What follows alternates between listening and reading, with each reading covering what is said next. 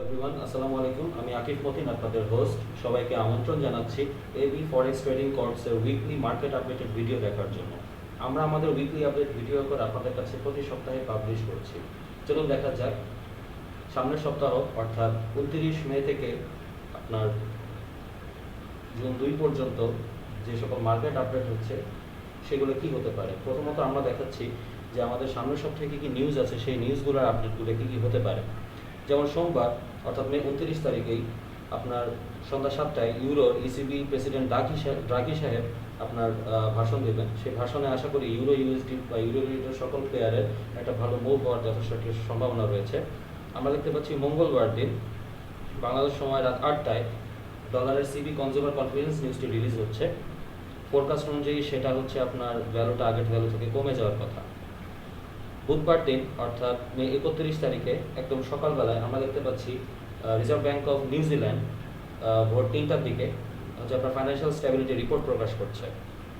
আরও দেখতে পাচ্ছি ওই একই দিন বুধবারে সন্ধ্যা 6:30টার দিকে কানাডার জিডিপি প্রকাশ পাচ্ছে। ফোরকাস্ট অনুযায়ী তা আগের ভ্যালু থেকে বেড়ে যাওয়ার যথেষ্ট সম্ভাবনা দেখা যাচ্ছে।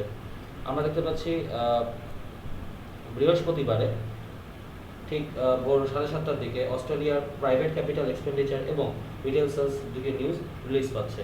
আমরা উভয় ক্ষেত্রে দেখতে পাচ্ছি যে অস্ট্রেলিয়ান ডলারের নিউজটা আগের ভ্যালু থেকে পজিটিভ হওয়ার একটা সম্ভাবনা রয়েছে। ফোরকাস্ট আমাদের এখানে তাই বলছে। ওই দিনই দুপুর 2:30টার দিকে আমরা দেখতে পাচ্ছি পাউন্ডের ম্যানুফ্যাকচারিং পিএমআই রিপোর্টটা রিলিজ পাচ্ছে। তবে এই রিপোর্টটি আগের ভ্যালু থেকে কম আসার সম্ভাবনা রয়েছে, ফোরকাস্ট আমাদের তাই বলছে। ওই দিন সন্ধ্যা 6:30টার দিকে ডলারের এডিপি নন ফার্ম এমপ্লয়মেন্ট চেঞ্জের রিপোর্টে রিলিজ পাচ্ছে। আমরা দেখতে পাচ্ছি ফোরকাস্ট অনুযায়ী তা আগের ভ্যালু থেকে বেশি আসার সম্ভাবনা দেখা যাচ্ছে। এবং সন্ধ্যা 6:30টার দিকে দেখতে পাচ্ছি যে ডলারের আনএমপ্লয়মেন্ট ক্লেইমস রিপোর্টটা দেখা যাচ্ছে, যা কিনা আগের ভ্যালু থেকে বাড়তি আসার সম্ভাবনা রয়েছে।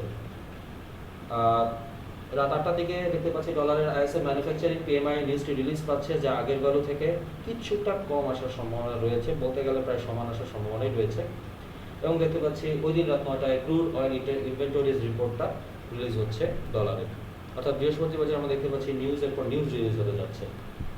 শুক্রবার দিন খুবই গুরুত্বপূর্ণ একটি দিন ট্রেডারদের জন্য, কারণ এই দিন জুন মাসে আপনার ঠিক সন্ধ্যা 6:30টার দিকে ডলারের নন ফার্ম এমপ্লয়মেন্ট রিপোর্টটা রিলিজ হওয়ার সম্ভাবনা রয়েছে। ফোরকাস্ট বলছে যে সেটা আগে থেকে কম আসার সম্ভাবনা রয়েছে। একই সাথে ওই দিন অ্যাভারেজ আওয়ারলি আর্নিংস এবং আনএমপ্লয়মেন্ট রেটের নিউজটাও হচ্ছে আপনার রিলিজ হওয়ার সম্ভাবনা রয়েছে। ওই দিন দুপুর 2:30টার দিকে ঠিক জুমার পরেই কনস্ট্রাকশন পিএমআই রিপোর্টটি রিলিজ হওয়ার সম্ভাবনা রয়েছে। রিপোর্ট অনুযায়ী আমরা যেটা দেখতে পাচ্ছি যে ফোরকাস্টটা আগের ভ্যালু থেকে কম আসার সম্ভাবনা রয়েছে। তার সাথে সাথে আমরা এখন দেখব যে আপনার ডলার ইন্ডেক্সের কি অবস্থা। ডলার ইন্ডেক্স আমরা দেখেছি যে 103.5 লেভেল থেকে রিট্রেস করেছে, যা কিনা ছিল ততদিনে ছিল একটি ভালো পরিমাণে আপনার একটা ইনস্টিটিউশনাল সাপ্লাই জোন, সেখান থেকে পুলব্যাক করেছে। পুলব্যাক করে সেটি ভালো লেভেল ব্রেকআউট করে নিয়ে এখন বর্তমানে মার্কেট ক্লোজ হয়েছে গত সপ্তাহে 97.4 লেভেলে। এই 97.4 লেভেল আছে, এটা আমরা দেখতে পাচ্ছি যে রিসেন্ট যে ট্রেন্ডটা অর্থাৎ ডলার ইন্ডেক্সের যে সেল যেই ট্রেন্ডটা অর্থাৎ বিয়ারিশ যে ট্রেন্ডটা, সেই ট্রেন্ডে আমরা দেখতে পাচ্ছি যে ডিমান্ড জোন থেকে পুলব্যাক করার একটা যথেষ্ট সম্ভাবনা দেখতে পাচ্ছি। সেটা পুলব্যাক করে কোথায় আসতে পারে, সেল ট্রেন্ডের মিড লেভেল বরাবর পর্যন্ত আসতেই পারে, সেটা আসার যথেষ্ট সম্ভাবনা আমরা দেখতে পাচ্ছি। তো সেটা যদি হয় তাহলে ডলার হচ্ছে যথেষ্ট পরিমাণ স্ট্রং হওয়ার সম্ভাবনা রয়েছে। এবং সেখান থেকে আপনার যেহেতু ট্রেন্ডটা এখনো সেল, তাই সেখান থেকে পুলব্যাক করে আবার সেলের দিকে যেতে পারে। আপনারা আমাদের যে ফেসবুক পেজটা আছে সেটা আশা করি আপনারা লাইক দিবেন এবং লাইক দিয়ে আমাদের সাথে থাকবেন।